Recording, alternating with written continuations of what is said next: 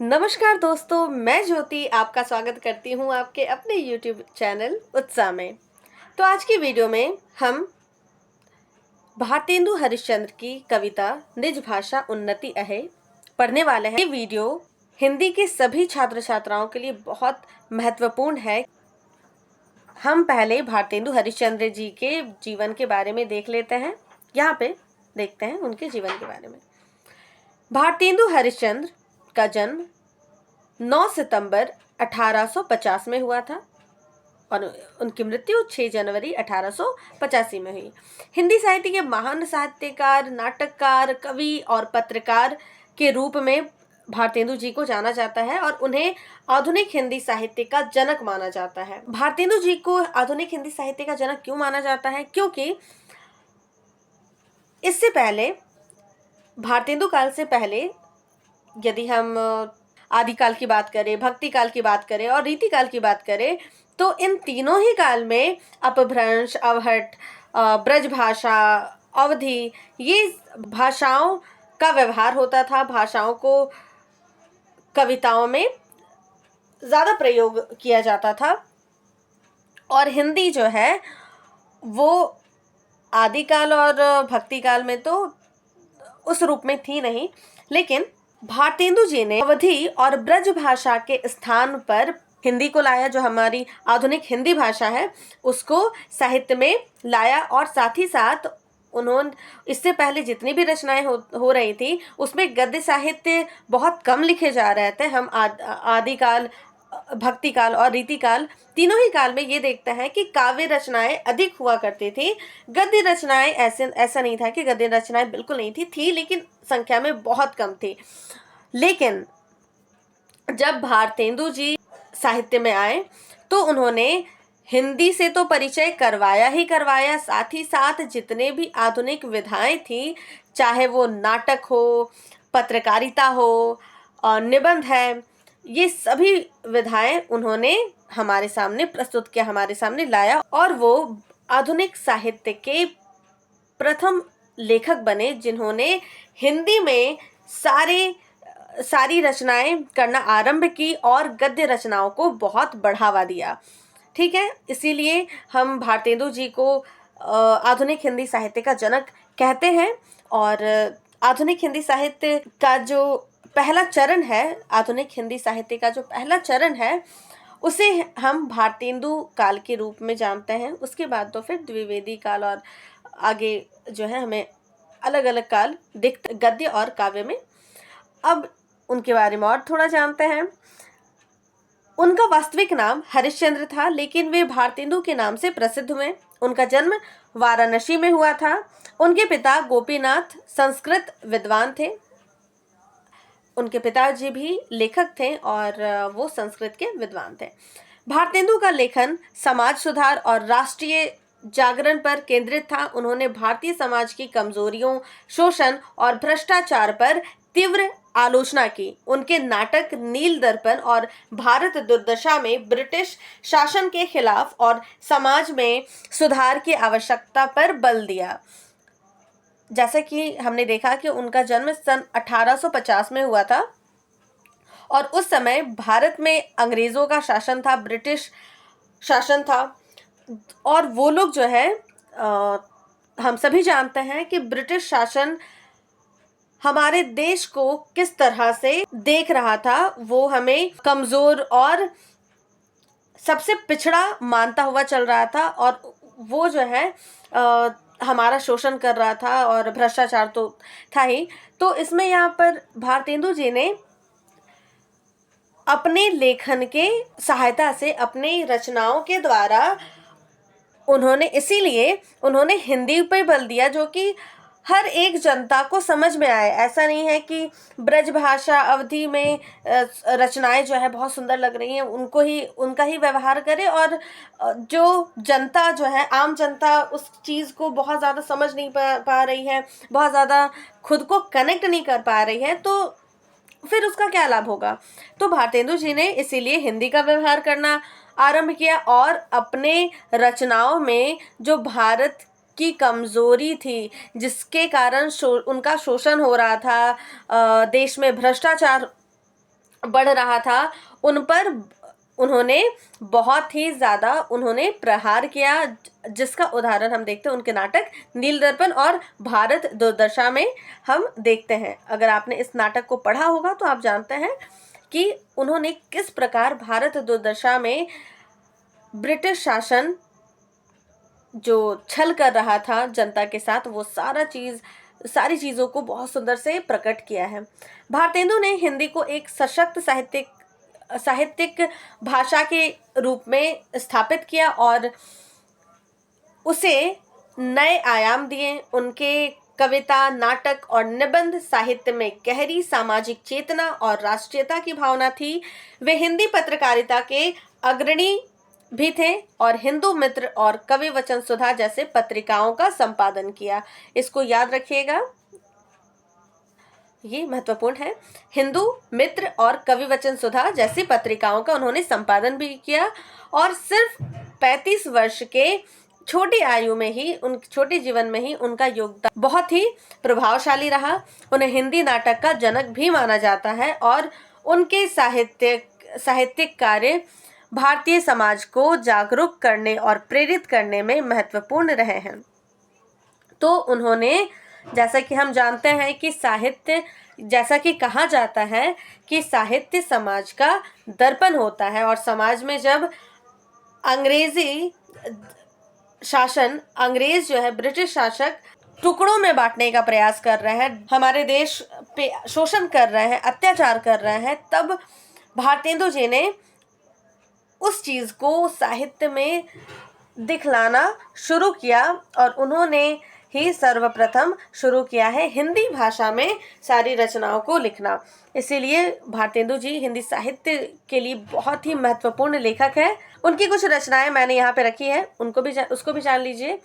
उनकी जो रचनाएं हैं उसमें मौलिक नाटक जो उन्होंने स्वयं लिखा है, उसमें वैदिक हिंसा न भवति, भारत दुर्दशा, अंधेर नगरी, नील देवी और सती प्रथा जैसी कुछ नाटकों का नाम मैंने यहाँ पे रखा जो महत्वपूर्ण लगे मुझे। यहाँ पे अंधेर नगरी, माफ कीजिए, ये अंधेर नगरी तो सभी ने ही पढ़ी होगी। आपने ये तो सुना ही होगा कि अंधेर नगरी चौपट राजा टके सर भाजी टके सर खाजा। तो ये भारतेंदु जी की का ही नाटक है और बहुत ही सुंदर नाटक है, जिसमें कि भ्रष्ट शासक और बेवकूफ़ शासक का यहाँ पर जो है हम दर्शन करते हैं, देखते हैं। आगे देखते हैं अनुदित नाटक। यहाँ पे ये कुछ कुछ नाटकों का अनुवाद किया उन्होंने और उसका नाम यहाँ पे रखा हुआ है। धनंजय विजय, भारत जननी और कर्पूर मंजरी। उनके कुछ प्रमुख निबंध जो है वो है नाटक भारतवर्ष की उन्नति कैसे हो सकती है, हिंदी भाषा और मणिकर्णिका। फिर यहाँ पे कुछ कविताओं में हम देखते हैं उनकी कविता प्रेम माधुरी, प्रेम तरंग, होली और वसंत। और उनकी आत्मकथा है एक कहानी कुछ आप बीती कुछ जग बीती। ये याद रखने वाली चीज़ है, आत्मकथा एक कहानी कुछ आप बीती कुछ जग बीती। किसकी आत्मकथा है? ये है भारतेंदु हरिश्चंद्र जी की। अब हमने भारतेंदु हरिश्चंद्र जी के बारे में जान लिया। अब हम चलते हैं उनकी रचना निज भाषा उन्नति है पर। यहाँ पर जैसा कि नाम से ही पता चल रहा है, निज भाषा उन्नति है, यानी हमारी भाषा हिंदी के विषय में और उसकी उन्नति के विषय में इस कविता में कहा गया है। देखते हैं वो अपनी भाषा, हमारी भाषा हिंदी के बारे में क्या कहते हैं। देखिए, निज भाषा उन्नति अहे सब उन्नति को मूल, बिन निज भाषा ज्ञान के मिटत नहीं को सूल। यानी निज भाषा उन्नति है, यानी अपनी भाषा से ही उन्नति हो सकती है और यही सभी उन्नति का मूल है।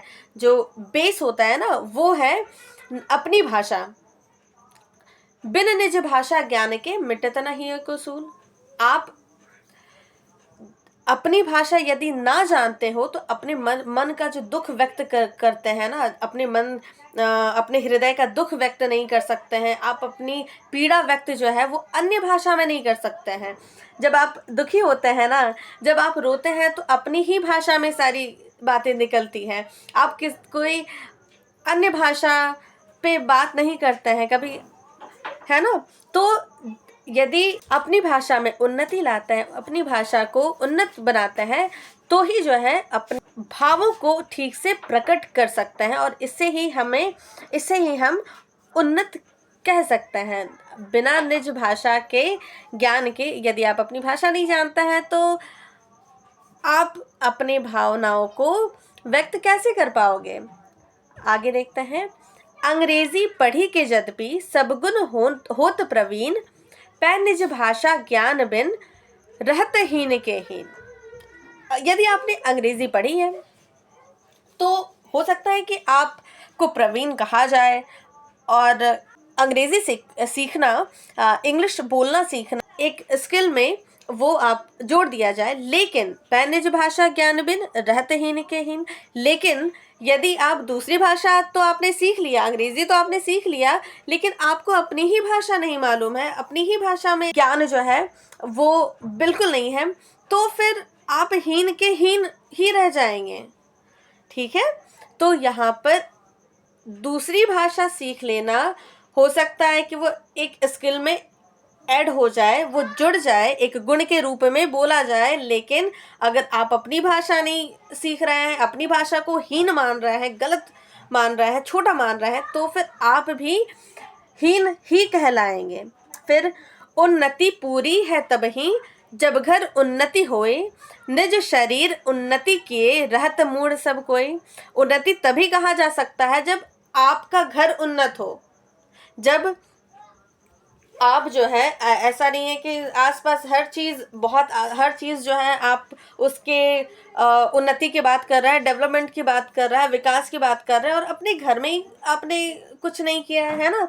आप खुद जो है, आपका घर ही कचरा से भरा हुआ है, तो आप कहाँ बाहर में उन्नति की बात करोगे, साफ सफाई की बात करोगे।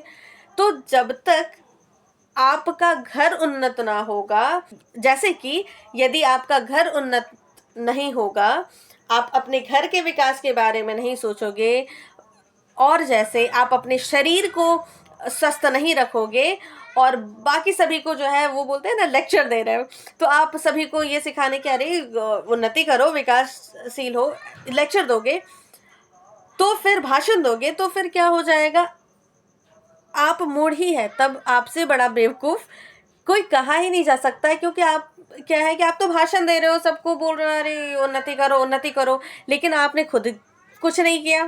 ठीक है, आगे देखते हैं।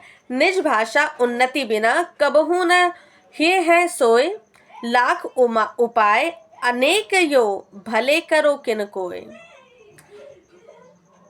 जब तक आप अपनी भाषा में उन्नति नहीं करोगे, अपनी भाषा में नहीं बोलोगे, अपनी भाषा में बोलकर अच्छा महसूस नहीं करोगे, तो फिर आप जो है ना, आप कभी भी उन्नति नहीं कर पाओगे। ठीक है, कभी भी आपकी उन्नति नहीं हो पाएगी। लाख उपाय अनेक यो भले करो किन कोई, चाहे लाख उपाय कर लो, लेकिन अगर अपनी भाषा में से नहीं हो तो फिर अपनी भाषा में आप सही नहीं हुए, आप इज्जत नहीं कर रहे हो, तो फिर आप जो है हीन के हीन रह जाएंगे।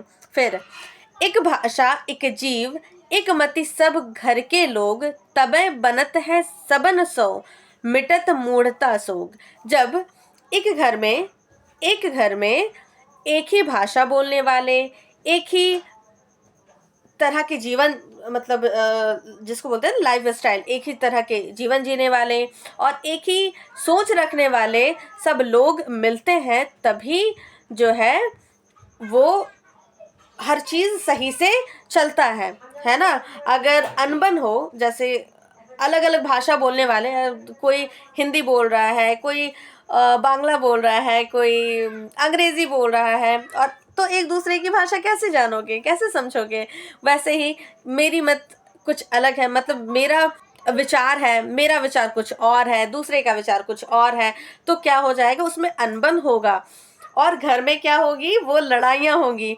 इसीलिए एक भाषा, एक जीव, एक जीवन शैली, एक भाषा और एक ही विचारधारा अगर सभी घर के सभी लोगों में हो तो जो है ना, सब बहुत अच्छे से ये रहता है।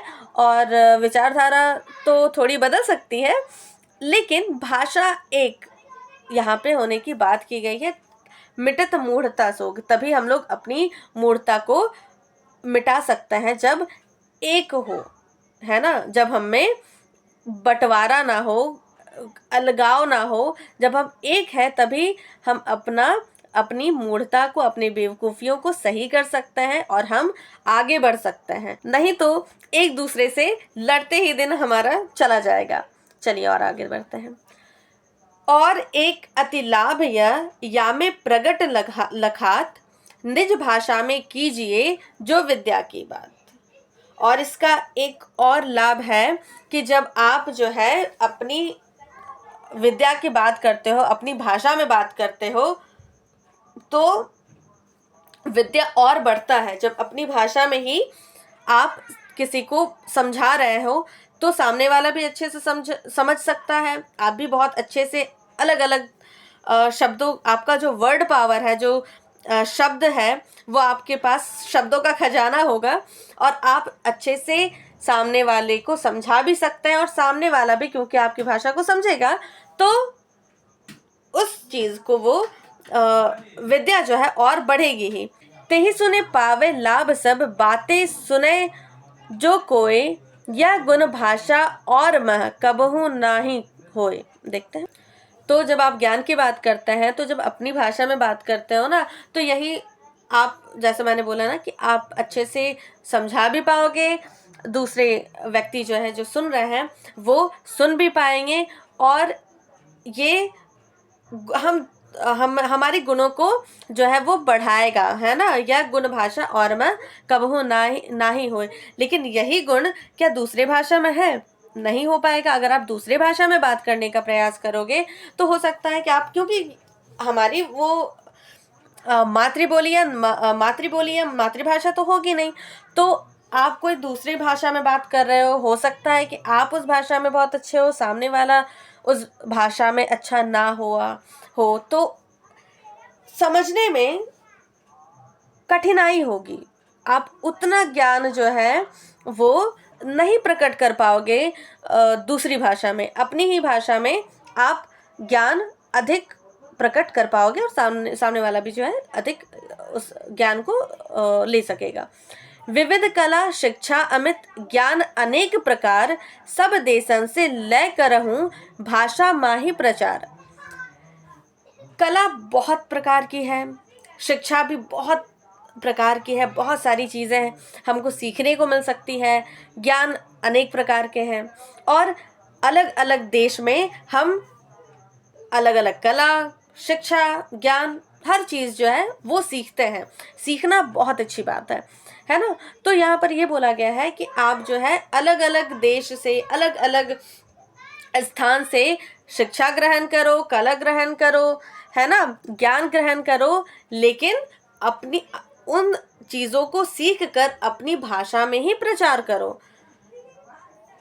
चीज़ों को सीखना बिल्कुल भी गलत नहीं है, वो तो बहुत अच्छी चीज़ है कि आप अलग अलग चीज़ सीख रहे हैं। अलग अलग स्थान से आप शिक्षा ग्रहण कीजिए, लेकिन अपनी भाषा में ही उसका प्रचार कीजिए, ताकि आपने जो सीखा है वो हर एक व्यक्ति सीख सके। जैसे हमारे सामने जो है, जब यूट्यूब आया या फिर इंटरनेट यूट्यूब, ये सब जितने भी सोशल मीडिया, जितना भी प्लेटफॉर्म है वो आया, तो हमने क्या है उसको सीखा।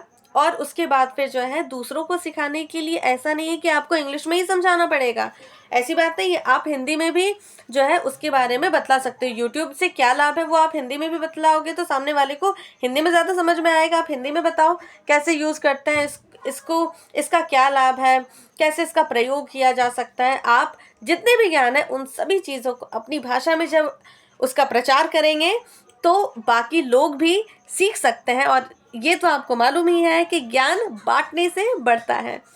तो और आगे देखते हैं हम, भारत में सब भिन्न अति ताहि सो उत्पात, विविध देश मत हूँ विविध भाषा विविध लकात। भारत में हर चीज भिन्न है ना, हर चीज जो है वो अलग ही है। इतना तक कि भारत में आपको ये भी मिलेगा कि जो पड़ोस है ना, जो हमारे बस घर के बगल वाले भी हैं, तो उसमें भी जो है कि एक कुछ चीज़ें आप एक देख सकते हैं, लेकिन भिन्नता तो हर जगह। हम भाषा में भिन्नता देखते हैं, हम पहनावे में भिन्नता देखते हैं, हम अपनी संस्कृति में भिन्नता देखते हैं, लेकिन इस भिन्नता में उत्पाद की तो कोई बात होनी नहीं चाहिए।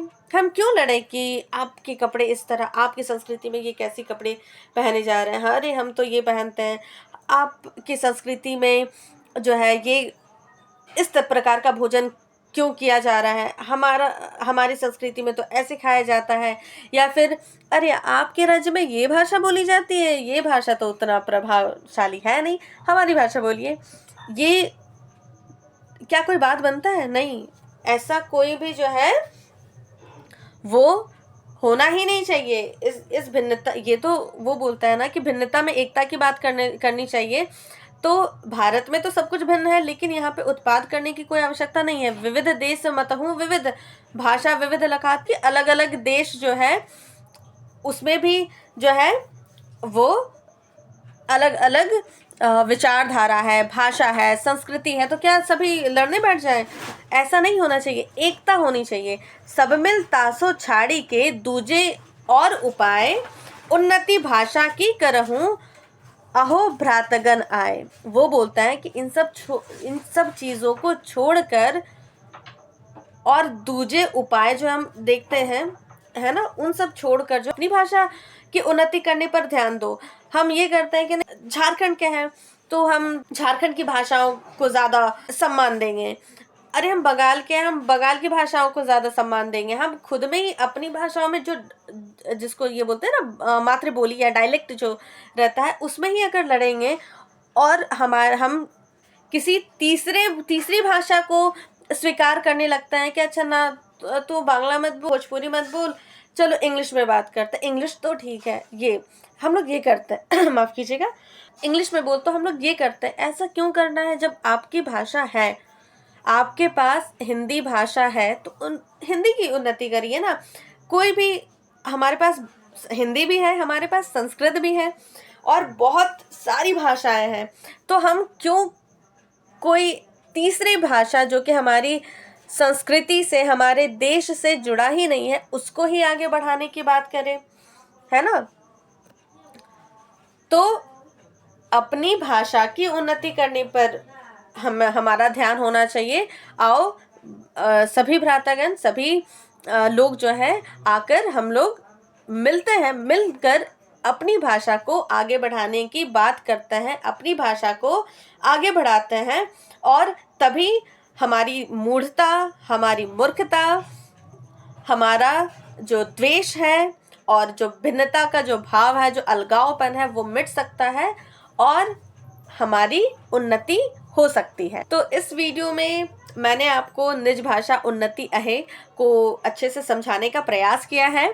अगर आपको वीडियो अच्छी लगी हो तो वीडियो को लाइक ज़रूर करें, वीडियो को शेयर करना ना भूलें ताकि सभी तक पहुंच सके। मुझे कमेंट में ज़रूर बतलाएं कि ये वीडियो आपको कैसी लगी है, और इस चैनल में आप लोगों के लिए, विशेषकर हिंदी साहित्य के विद्यार्थियों के लिए और वीडियोस आने वाली है, और भी वीडियोस मैं इसमें पोस्ट ज़रूर करूँगी, तो आप इस चैनल को सब्सक्राइब कर सकते हैं। मिलते हैं अगली वीडियो में। धन्यवाद। जय हिंद।